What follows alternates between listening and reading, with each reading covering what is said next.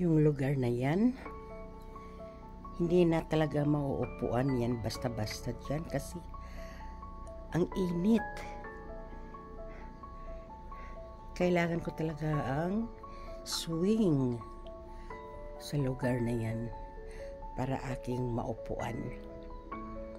At dahil sa kailan ba yun na inalis ko yung swing na yan at alam kong kailangan ko naman talaga ang swing, kaya napaghandaan na. So by the time na